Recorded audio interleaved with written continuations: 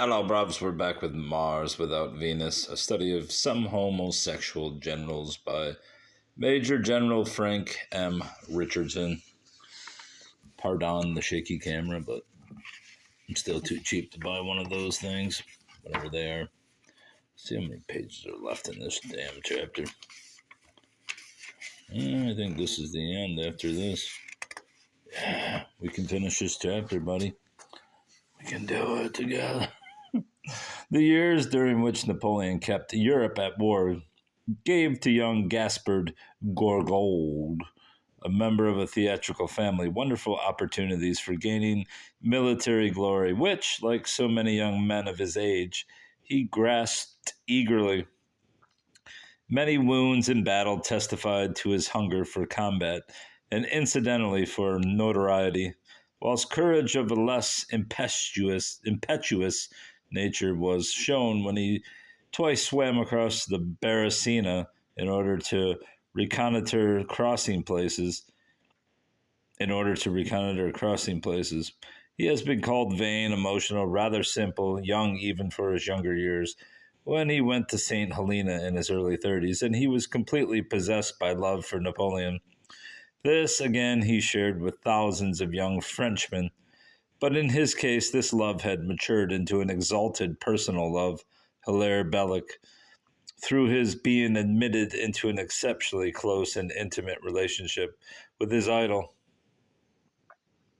When he was 27, he became one of Napoleon's orderly officers, and a year later was made first orderly officer, Premier Officer de l'Ordonnance, a new post created especially for him by the Emperor. He was my first orderly officer. He is my work. He is my son, said Napoleon. That don't sound like he's trying to be his buddy. At Brienne in 1814, as Gourgaud loved to relate, he saved Napoleon's life by shooting a Cossack who was making for the emperor with a lance. Napoleon loved to annoy Gourgaud by pretending to know nothing of this incident.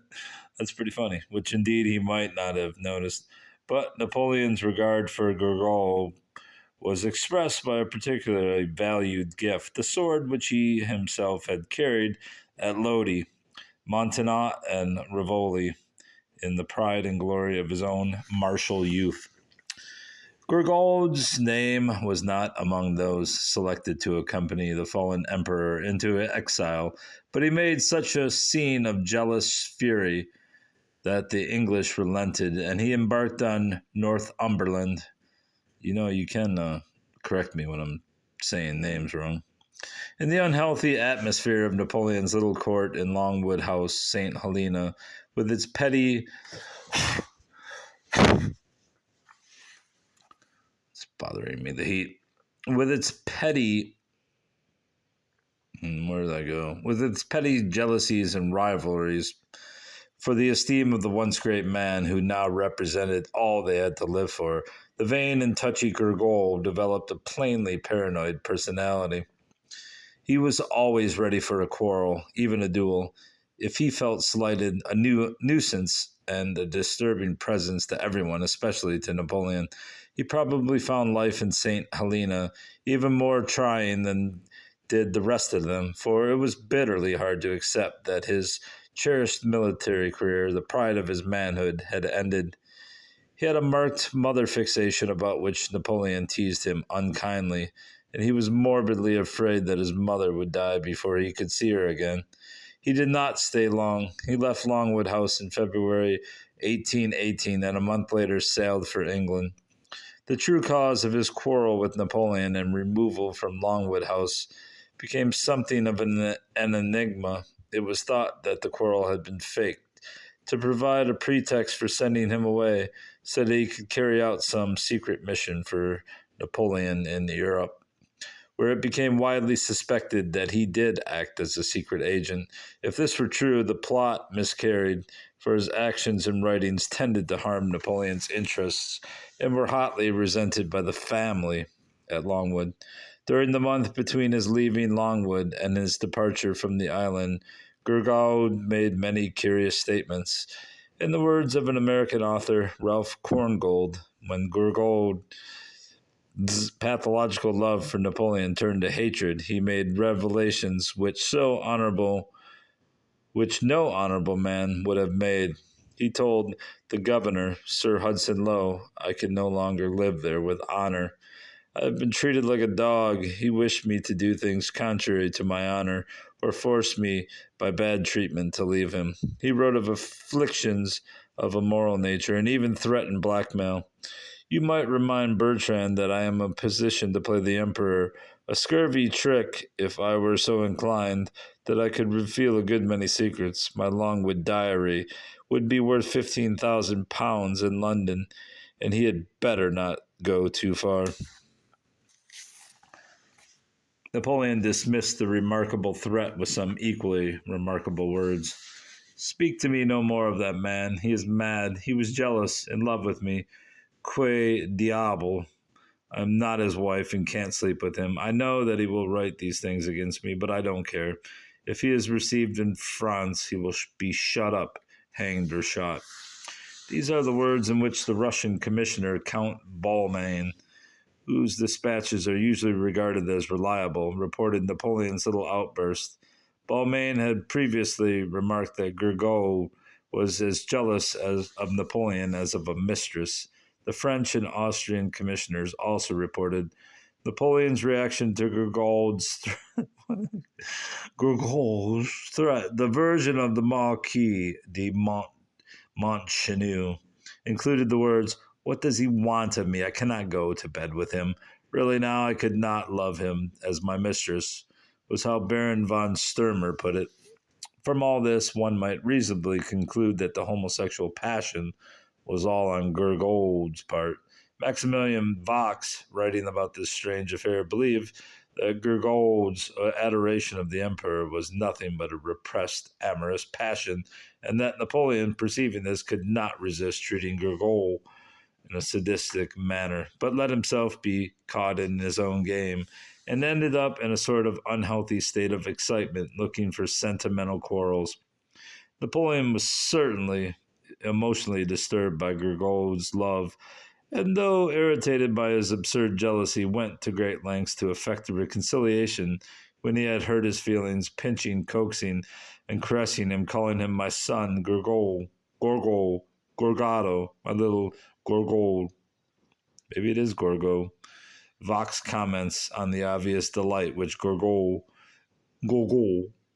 took in referring to Napoleon in the feminine, carrying the permutations of Sa Majesté to ridiculous lengths. The translation of one passage in his journal ends, Her Majesty grew angry, declared herself the mistress of her money. Yes, your Majesty is the mistress. Lord Rosebery awarded Bertrand the halo of fidelity and praised him for one agreeable singularity. He published no book.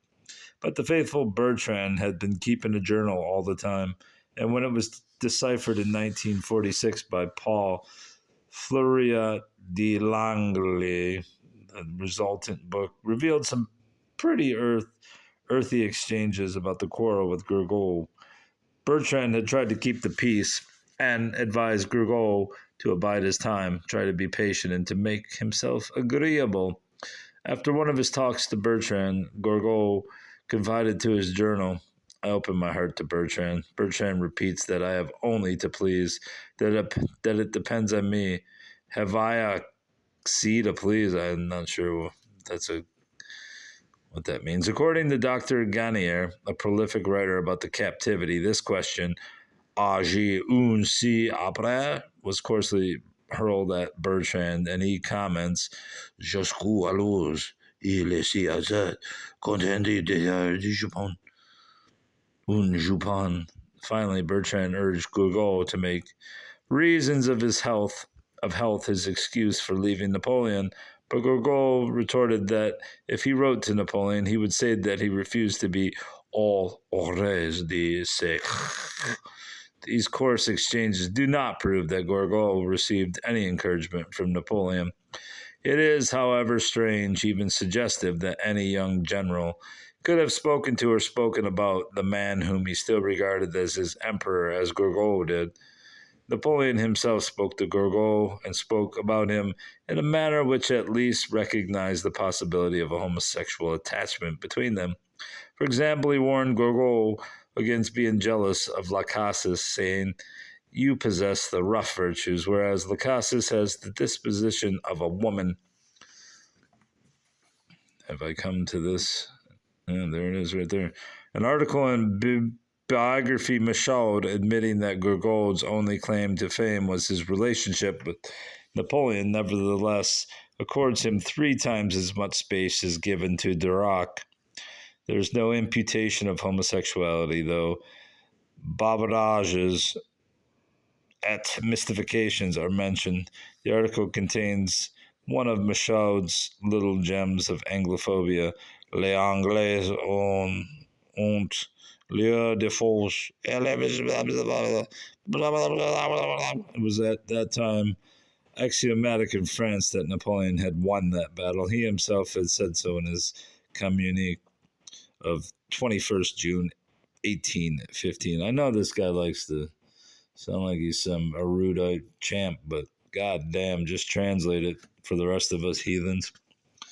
Lord Rosebery thought that Napoleon's relationship with Gourgaud, never mind my gnarly looking cut on my thumb, was very unlike what he would have expected of Napoleon, of our preconceptions. In the minds of most of us, there must exist such a Napoleon. Before I embarked on an extensive study of books about Napoleon, and particularly of the great number of memoirs of those who knew him, I suppose my Napoleon was essentially a world-famous general with a reputation for womanizing.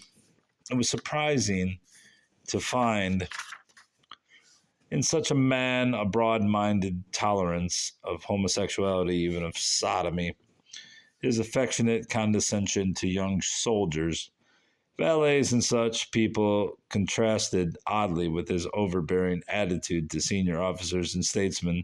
Even in captivity, our naval officers noticed the difference between his kindly warmth to his servants, all young men, and his coldness to his staff. Surprising, too, was the variety of people who knew or claimed to know just what kind of men the emperor preferred. From a lady's maid and young officers to generals, the emperor's preferences seem to have been obvious, and to have been discussed to a greater extent than can surely apply to any other great men in history. But then, of course, it was his fate to be more exposed to authors than anyone else has ever been. Napoleon's relations with his parents were, as I have said, and of the kind which are thought to incline a boy towards homosexuality, but a more formidable barrier against the development of an uncomplicated sexual life existed in the shape of what Alfred Adler called organ inferiority. Adler's description of the character and lifestyle of men in whom this psychological mechanism is at work paints an accurate picture of Napoleon. When William Steckel drew attention in the connection of Napoleon's hypertrophic ambition with his strikingly small, undersized genitals, he used the word infantile. He was almost certainly justified in using that adjective, and the point is of some importance in considering the effect on Napoleon's life which could have been produced by knowledge that, like those worried 92% of men in the television program mocked by Maurice Wiggin, Chapter 1, page 14, his penis was too small. In St. Helena, he was very concerned that his body should not be looked upon by unfriendly British eyes. When a Scottish doctor, Archibald Arnott, was called in consultation by Napoleon's physician, Dr. Antomonchi, he had to examine his patient in a very dark room. Arnott wrote, "I could not see him, as he would not permit a light to be brought into the room, but I felt him, or another." After the Irish doctor Barry O'Mara left the island, Napoleon wondered if he might reveal what he knew about the emperor's penis. He said, "Si O'Mara écrit jamais un journal, il sera fort intéressant. Si il donna la le jour de mon exercice ne sera qui plus interessant. O'Mara never thus betrayed his patient's confidence, and we have no clue what the fuck he said because we're not bilingual. But another Irish doctor who stood in no such professional relationship to Napoleon revealed the secret. Napoleon had ordered Antimarchi to perform a post-mortem examination and said that no British doctor was to see his body. However, 7 British doctors were present at the autopsy, and one of them, Dr. Walter Henry, was instructed to take notes for the information of the governor. In his memoirs, Henry veiled some intimate details in dog Latin, confident, no doubt, that any educated man would understand it, and no woman could. He wrote Potes Varios Exeguitas Tuate Insinus, remarkably small male part. It's like those of a boy.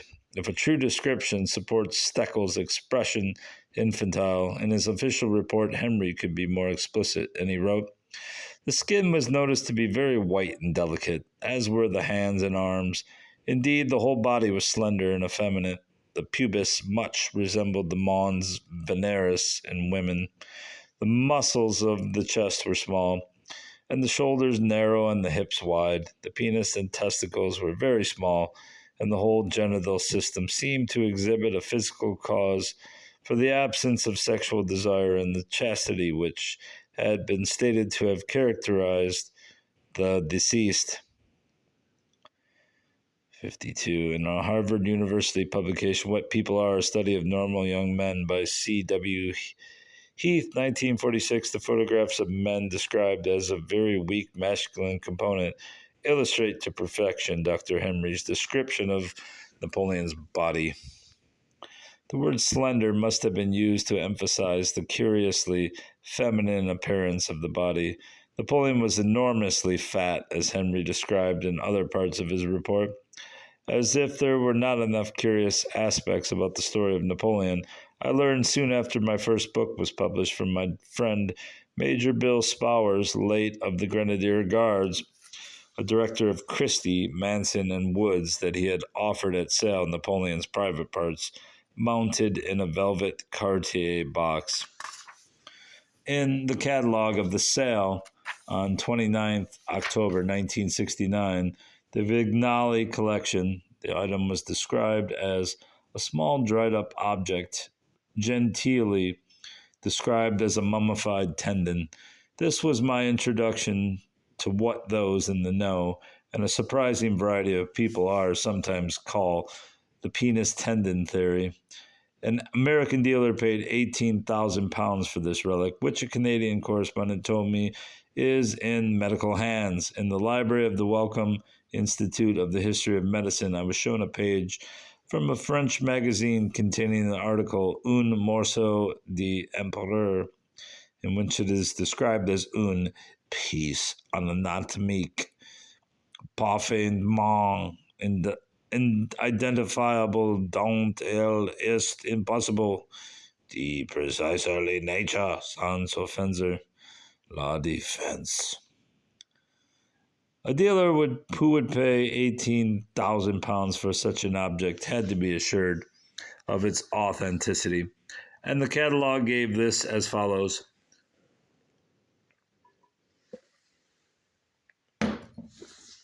The authenticity of the macabre relic has been confirmed by the publication in the Revue des Mondes of a posthumous memoir by Saint-Denis, in which he expressly states that he and Vignali took away small pieces of Napoleon's corpse during the autopsy. I have been unable to find the article in the Revue des Mondes.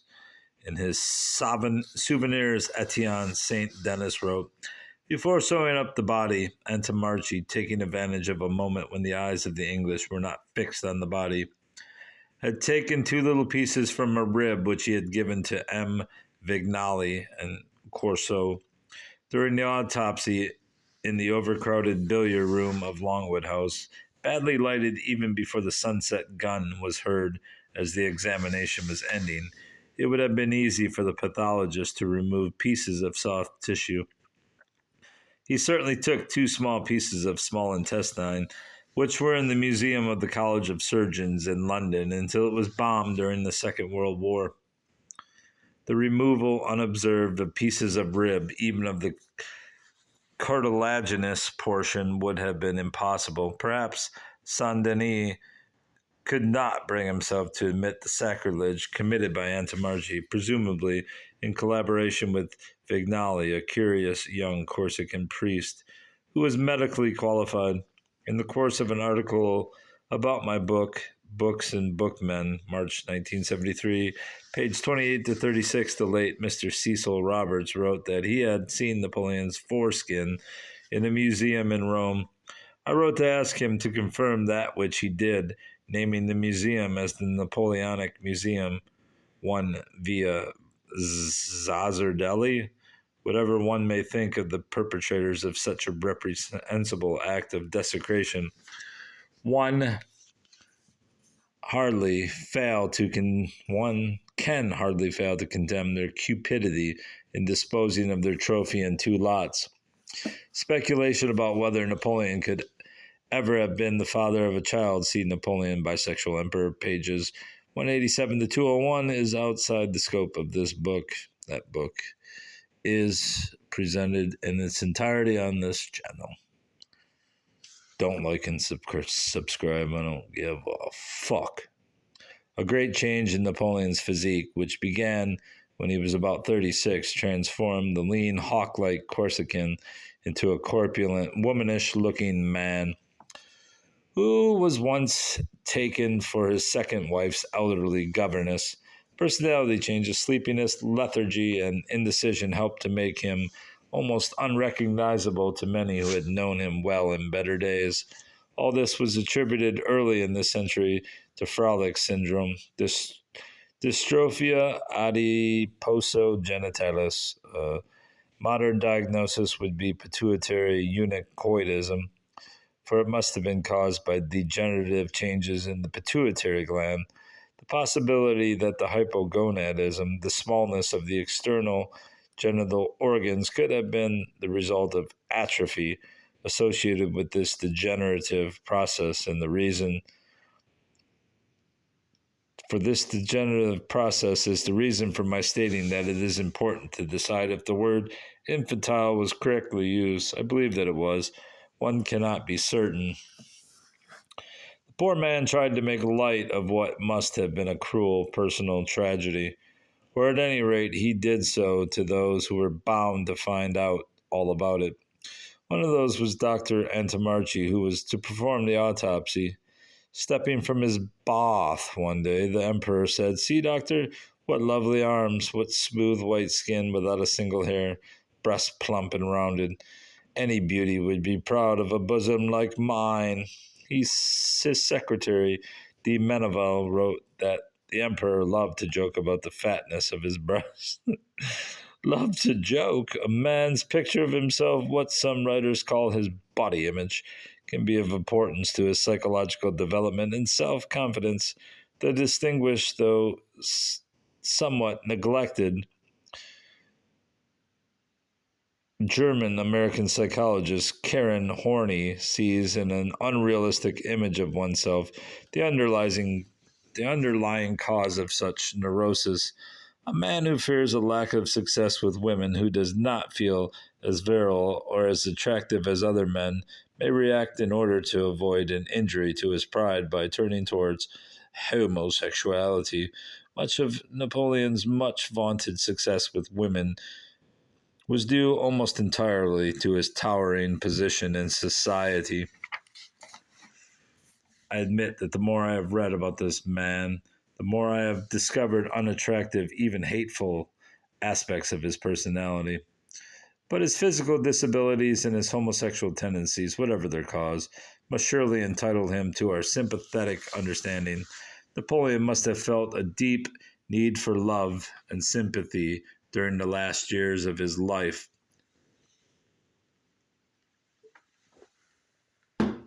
Although to the household and the petty court at Longwood House, he was the core of their existence. He could read the signs of underlying discontent. Some stayed with him out of self interest. All knew that only his death could end their exile. The marble facade of the fallen emperor seldom cracked, but when it did, as on the occasion of his outcry against his unfaithful wife, page 86, the glimpses of the mental anguish lying beneath it are moving. It would be a hard enemy, indeed, who could fail to be a little shaken by the terrible pathos of Napoleon's quiet rebuke of the intolerable General Gaspard Gourgaud, who had been bleeding away as usual about the dreadful boredom of life in Longwood House. Do you think that I have had no bad moments when I lie awake at night and think what I was and what I am now? It would have invited a crushing rebuke to have hinted at sympathy or understanding to the emperor in his megalomaniac days of supreme power. The penniless subaltern, the still impecunious brigadier hoping to marry money, had not done badly for himself by the time he could plaster his second wife with jewels. Successful generals in those days could enrich themselves, and once he had made himself first consul, this general never looked back. Tribunes of the people, for all their high-minded declarations, do seem to look after themselves. Even senior socialist politicians acquire townhouses and country estates. No hereditary monarch was more rapacious than his parvenu emperor.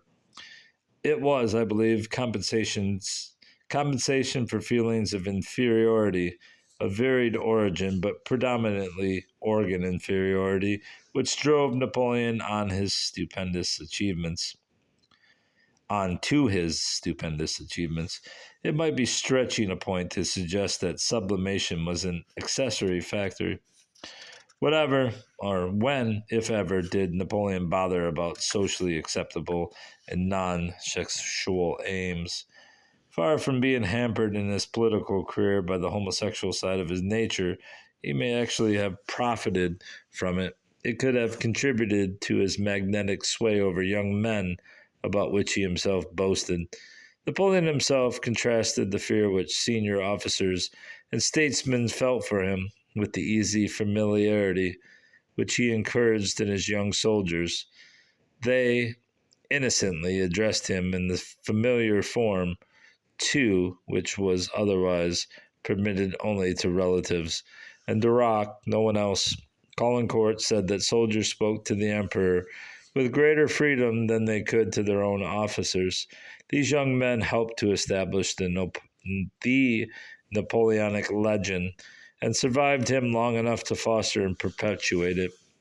Older men who had won titles and riches following his eagles knew him better, but had a vested interest in silence and consent. Right, they did, bruv. And we shall return next time with Victorian arrows. General Charles George Gordon, 1833 to 1885.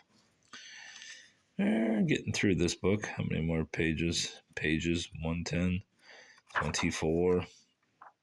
We got quite a few pages left. All right, bros. That's all. It's a pretty long segment. Goodbye, bruv. Goodbye.